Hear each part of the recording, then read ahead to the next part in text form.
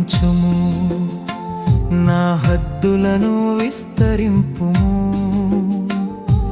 నీ చేయి నాతో కూడా నుండునుగాక, అపాయము నుండి దూరము చేయుము. వేదనతో పుట్టిన నన్ను ఆశీర్వాదముగా మార్చావు.